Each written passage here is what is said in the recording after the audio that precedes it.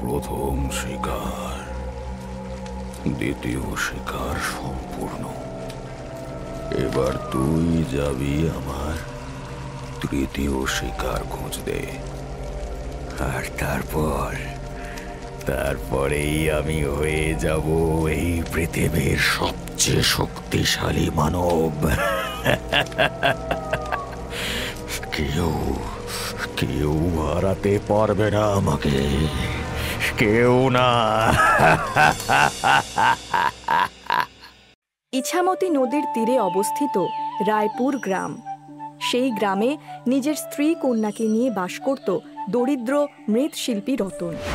গাঁয়ের সুবোধ সরকারের দোকানে মাটির পুতুল তৈরির কাজ করেই কোনো রকমে নিজের সংসার চালাতো সে। একদিন সকালে,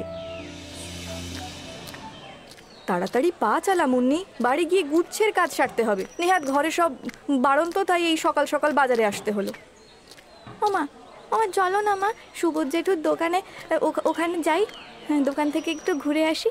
ওখানে বাবা কত সুন্দর সুন্দর পুতুল সাজিয়ে রাখে, আমার দেখতে খুব ভালো লাগে। চলো না মা। না, একদম না, এখন বাবার কাজের সময়। তুই ওখানে গিয়ে একদম বাবাকে বিরক্ত করবি না, বাড়ি চল। আমি বাবাকে একটুও বিরক্ত করব না মা, শুধু একটুখানি পুতুলগুলো দেখেই চলে যাব। বাবাও আমাকে দেখলে খুব খুশি হবে। চলো না মা, চলো না। এই মেয়েটা না একেবারে জ্বালিয়ে খেলো। বলছি ঘরে গুচ্ছের কাজ পড়ে আছে। চলো না মা, একটু দেখেই বাড়ি চলে যাব। ঠিক আছে, চল।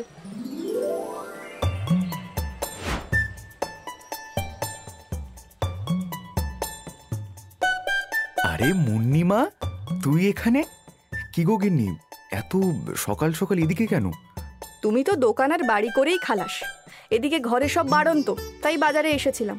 এখন তোমার মেয়ে নাকি তোমার সাথে দেখা না করে বাড়ি ফিরবে না। এদিকে রান্না বান্না আমার কিচ্ছু হয়নি। সত্যিই তো, আমার মাটা আমাকে না দেখে ফিরতে পারে? এই সবগুলো পুতুল তুমি বানিয়েছো বাবা? হ্যাঁ, আমি নিজে হাতে বানিয়েছি। কেমন হয়েছে রে? খুব সুন্দর হয়েছে বাবা, কি দারুণ পুতুলগুলো। তোকেও বানিয়ে দেবো এমন সুন্দর পুতুল, কেমন?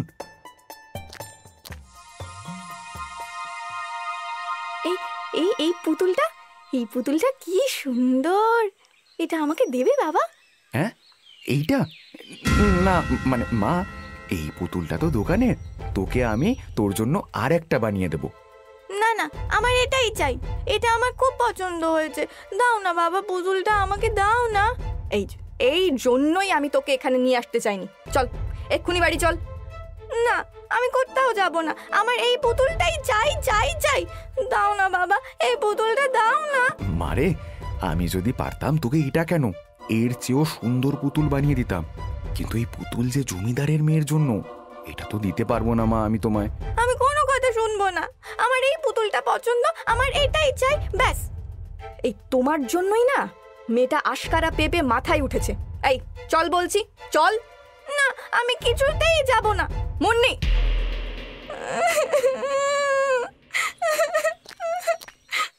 কিরে রতন? না না, কিছু না, এমনি। এই মুন্নি, চল বাড়ি চল, আমার দেরি হয়ে যাচ্ছে, চল।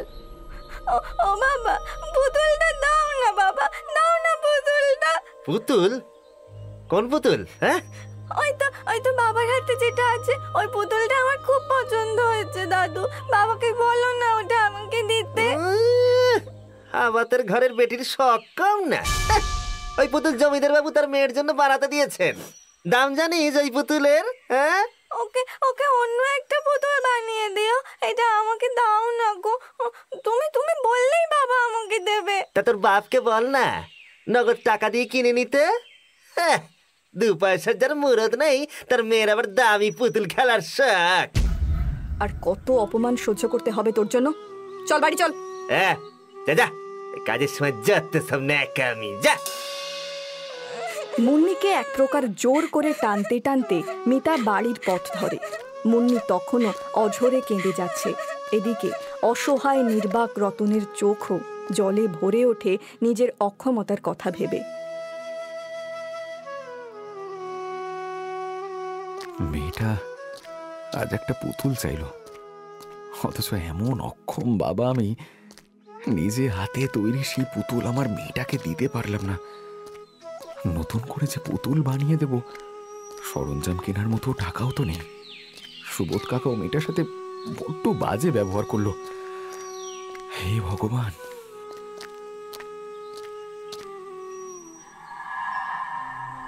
আরে ওখানে ওখানে ওটা কি পড়ে আছে?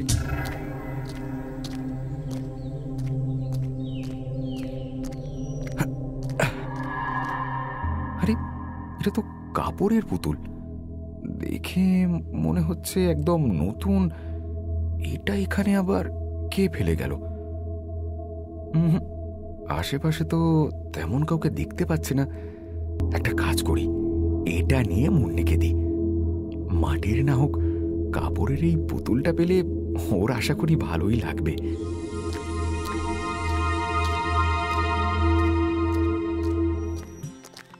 মুন্নি, এই মুন্নি, মুন্নি, কোথায় মা তুই?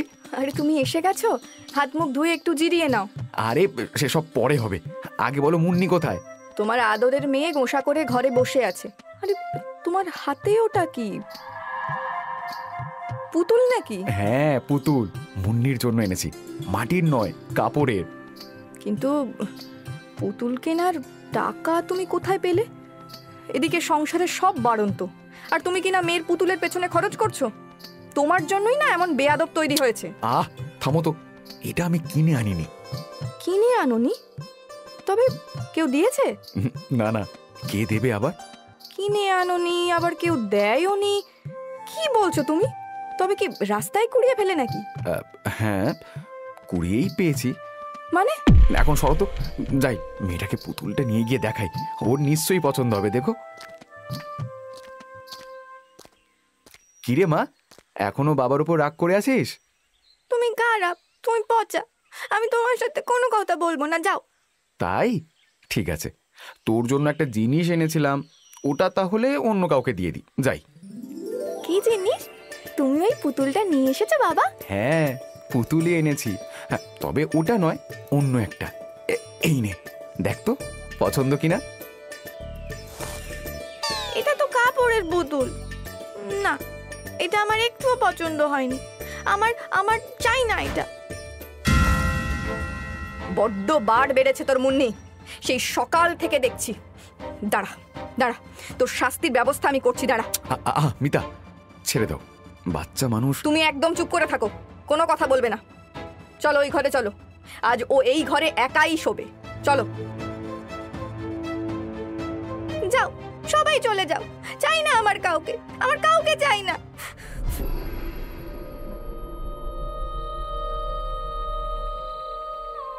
এই বলে মুন্নি কাঁদতে কাঁদতে রাতের খাবার না খেয়েই ঘুমিয়ে পড়ে।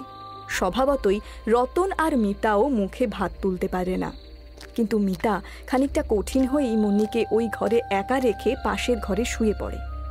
রতনও স্ত্রীর কথা শুনতে বাধ্য হয়। এদিকে ওই পুতুল পড়ে থাকে মুন্নির ঘরের মেঝেতে।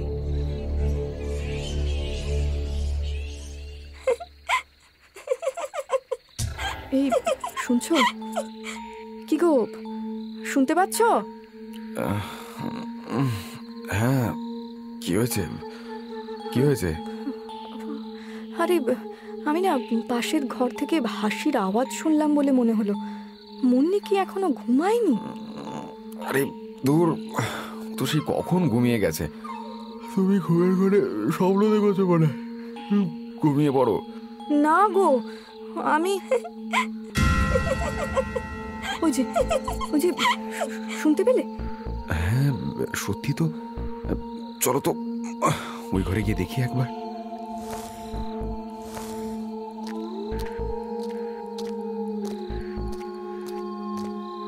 আরে এ তো অবাক ব্যাপার, সন্ধেবেলা যে পুতুলকে তোমার মেয়ে ছুঁড়ে ফেলে দিয়েছিল এখন আবার সেটাই ধরে ঘুমাচ্ছে।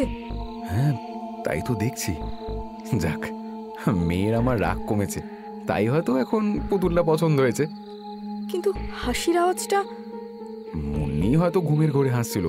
এই বাদ দাও, চলো, আমার ঘুম পেয়েছে, কাল আবার সকাল সকাল উঠতে হবে। হ্যাঁ চলো।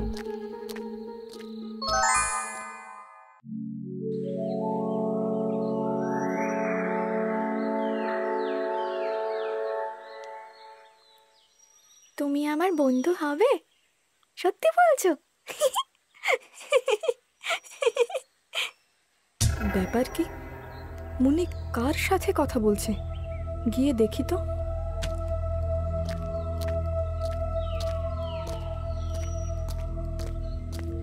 কে রে, কার সাথে কথা বলছিলি? পাশের বাড়ির জেঠিমা ডেকেছিল বুঝি? কই না তো, আমি তো কারোর সাথে কথা বলিনি, আমি তো এখানে বসে খেলছি। ও, তাহলে কি আমি ভুল শুনলাম? কি জানি, হবে হয়তো। না না বাবা, যাই, মেলা কাজ পড়ে আছে। তুমি যেমনটা বললে তেমনটাই করলাম। মাকে আমি বলিনি তোমার কথা। এবার তুমি আমার বন্ধু হবে তো? নাওয়া খাওয়া ভুলে মুন্নি সারা দিন ধরে একইভাবেই পুতুলটার সাথে খেলা করতে থাকে। হঠাৎ সন্ধেবেলা থেকে মুন্নির ধুম জ্বর।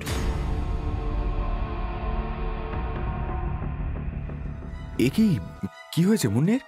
আর বলো না, সন্ধে থেকে হঠাৎ জ্বর, সারা শরীর তাপে পুড়ে যাচ্ছে। শোনো না, তুমি কবিরাজ কাকার থেকে একটু জ্বরের ওষুধ নিয়ে এসো না গো। হ্যাঁ হ্যাঁ হ্যাঁ, আমি এক্ষুনি নিয়ে আসছি, তুমি চিন্তা করো না। এই বলে রতন বাড়ি থেকে বেরিয়ে যায়। কিছুক্ষণ পর কবিরাজের ওষুধ নিয়ে সে যখন বাড়ি ফিরল, ততক্ষণে মুন্নির জ্বর আরো বেড়ে গেছে। কোনো রকমে তাকে ওষুধ খাইয়ে ঘুম পাড়িয়ে দিয়ে মিতা আর রতন মুন্নির কাছ থেকে পুতুলটা নিয়ে ঘরের এক কোণে রেখে দেয়।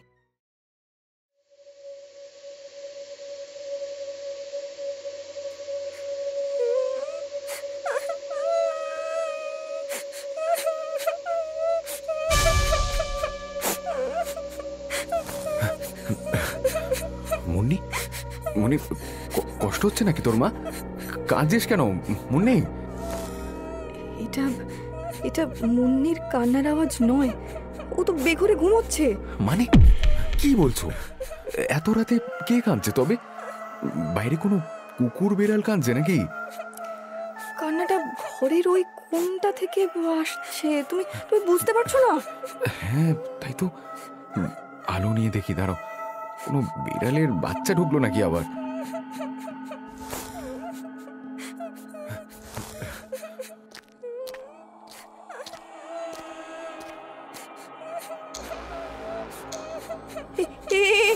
এটা এটা এটা কি কি এটা?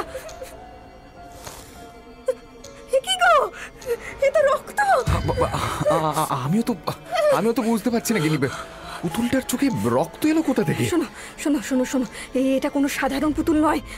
কেন তুমি এটা রাস্তা থেকে কুড়িয়ে আনলে বলো তো? এখন এখন কি হবে? এই পুতুলটা আমাদের আমাদের আমাদের ক্ষতি করে দেবে না তো? আরে আমি কি অত শত ভেবেছি নাকি? যাই হোক, সেসব বাদ দাও। এখন এখন এই পুতুলটা নিয়ে কি করব বলো তো? তুমি তুমি এক্ষুনি যাও, পুতুলটাকে ইচ্ছামতির জলে ভাসিয়ে দিয়ে এসো, যাও। এখন এত রাতে? তার চেয়ে বরং কাল যদি... না না না না, আমি আর এক মুহূর্ত এই পুতুলটাকে ঘরে রাখবো না। যাও তুমি, যাও তুমি এক্ষুনি এটাকে ফেলে দিয়ে এসো, যাও। মিতার জোরাজুরিতে রতন পুতুলটা হাতে নিয়ে সেই গভীর রাতেই বেরিয়ে যায়। তার বাড়ির থেকে কিছুটা দূরেই ইছামতি কলকল শব্দে বয়ে চলেছে। রতন সেখানে গিয়ে নদীর জলে পুতুলটা ভাসিয়ে দিয়ে আবার ফিরে আসে বাড়িতে।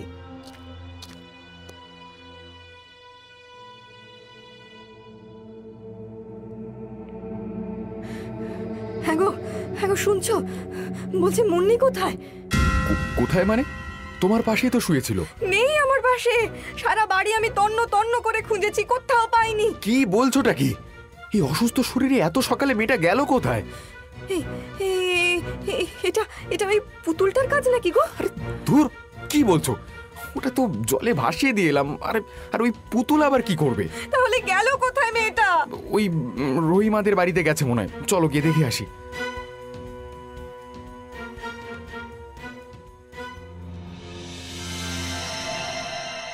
মুন্নি, মুন্নি, মুন্নি, মা আমার, মা কোথায় গিয়েছিলে তুই? মা কোথায় গিয়েছিলি? তোর তোর সারা শরীর জলে ভেজা কেন মা? তুই কোথায় গিয়েছিলি?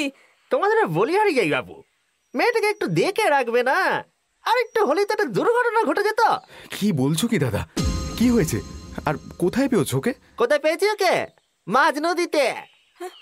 মাঝ নদীতে? মানে তাহলে আর বলছে কি, আজ ভোরবেলা এই বেলা ওই দূরে কি একটা ভাসছে মনে হচ্ছে না? আরে এই মানুষ নাকি? হ্যাঁ খুড়ো, এ কোনো বাচ্চা মনে হচ্ছে যেন। চল তো, নৌকাটা তাড়াতাড়ি ওদিকে ঘোরা, ঘোরা ওদিকে। আরে আরে এ তো রতনের মেয়ে রে। ওই মাঝ নদীতে কি করছে বলতো?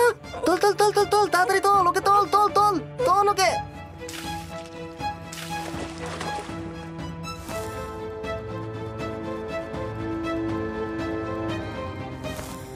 আরে আর একটু হলেই মেয়েটা ডুবে যেত। প্রচুর জল খেয়েছে, ওর পেটে চাপ দিয়ে জলগুলো বের কর পেলা। তাড়াতাড়ি কর, তাড়াতাড়ি কর।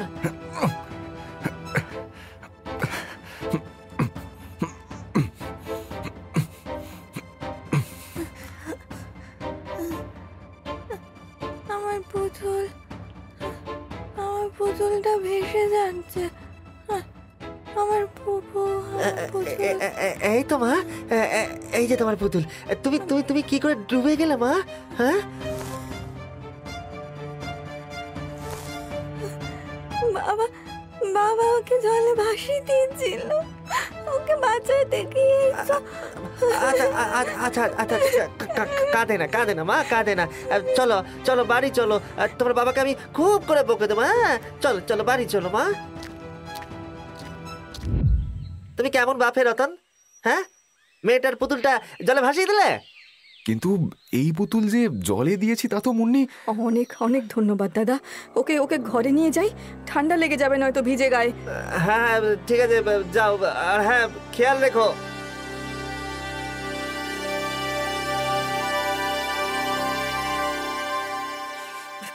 দে দে বলছি পুতুলটা আমাকে দে। না না, আমি কিছুতেই দেব না। ও আমার বন্ধু, ওকে তোমরা জলে ফেলে দিয়েছিলে। আমি সব জানি, তোমরা বাজে, তোমরা খারাপ। তবে রে, বেশি মুখ হয়েছে না তোর।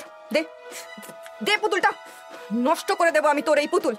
না না, আমি কিছুতেই দেব না। না না না,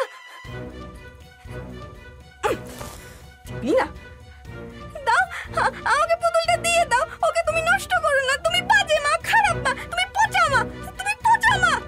বেশ তাই, আমি পচা। যাও ঘরে যাও, এই পুতুল তুমি পাবে না আর। যাও। আমিও তাহলে খাবো না, আমি তাহলে খাবো না, দাবো না, কিচ্ছু করবো না, কিচ্ছু করবো না। মিতা, মেয়েটার সাথে এমন না করলেও পারতে। এখন ঘরে দরজা বন্ধ করে দিল, কেন এমন করছে কে জানে। সব তোমার ওই পুতুলের জন্য। নয়তো যে মেয়ে সাঁতার অবধি জানে না, সেই পুতুল আনতে মাঝ নদীতে চলে গেল। আর তার থেকেও বড় কথা, ও তো জানতো না যে পুতুলটা জলে ফেলে দিয়ে এসেছি আমি। তাছাড়া ওই জলের তোরে পুতুলটা অনেক দূর ভেসে যাওয়ার কথা, কিন্তু কোনো কিন্তু না, আমি বলছি শোনো, এ কোনো সাধারণ পুতুল নয়। এর মধ্যে নিশ্চয়ই কোনো অপদেবতা আছে। ও ও আমাদের মেয়েকে বশ করেছে। তোমার কথাই মনে হয় ঠিক। মুন্নির এই রূপ আমি আগে কখনো দেখিনি। এখন কি করবো মিতা? তুমি এক কাজ করো, এই পুতুলটা নষ্ট করে গ্রামের পশ্চিম দিকের জঙ্গলটাতে পুঁতে দিয়ে এসো। আমি আমি আমি কালকে ওঝা ডেকে আনবো। হ্যাঁ, সেটাই ভালো হবে। মিতার কথা মতো রতন পুতুলটার হাত পা দুমড়ে মুচড়ে দিয়ে পশ্চিমের জঙ্গলে গিয়ে মাটি খুঁড়ে পুতুলটা পুঁতে দিয়ে দোকানে চলে যায়। এদিকে সারা দিন মুন্নি দরজা খোলে না। সন্ধ্যাবেলায় মিতার এবার চিন্তা শুরু হয়। সে বারবার মুন্নিকে ডাকতে থাকে, কিন্তু ওর কোনো সাড়া নেই। মুন্নি, মুন্নি মা, আমার দরজাটা খোল। সারা দিন কিচ্ছু খাসনি। এই মুন্নি। কি হয়েছে গো? কি হয়েছে? কি গো, কি হয়েছে? আরে মেয়েটা সেই যে দরজা বন্ধ করেছে আর খোলেনি, কোনো সারা শব্দও দিচ্ছে না। ওর শরীরটা আবার খারাপ করলো নাকি গো? তুমি এতক্ষণ ওকে ডাকছো? সরো সরো, দরজা ভাঙতে হবে এবার। বেশ কয়েকবার চেষ্টা করার পরে রতন ঘরের দরজাটা ভাঙতে সক্ষম হয়, কিন্তু ওরা দুজন ঘরে ঢুকে দেখে মুন্নি কোথাও নেই। এ কি, কোথায় গেল মুন্নি? মুন্নি মা, মুন্নি, মুন্নি, পুতুলটা মা আমার, ওই পুতুলটা নিয়ে গেছে আমার মেয়েকে। ওই পুতুলটা নিয়ে গেছে। ওফ, কি বলছো কি? ওটা তো জঙ্গলে পুঁতে দিয়ে এসেছি আমি। চলো চলো, এক্ষুনি জঙ্গলে চলো, ওখানেই আছে ও। চলো।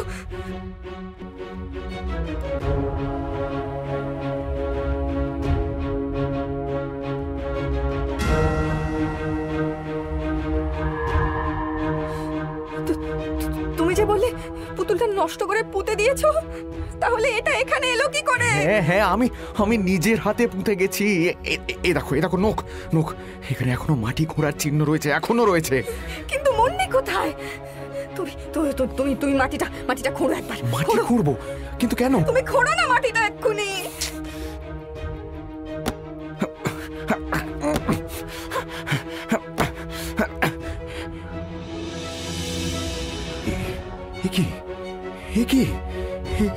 এটা কার হাত?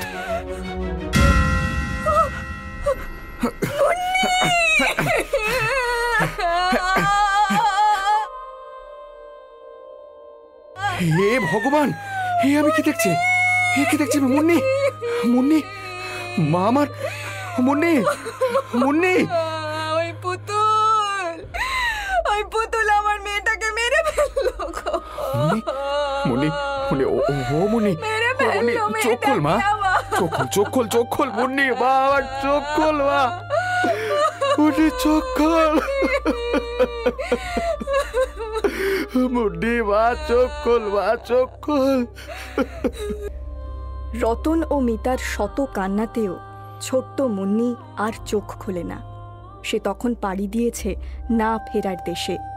মুন্নির মৃত শরীরটা নিয়ে হতভাগ্য রতন ও মিতা ফিরে যায় গ্রামে।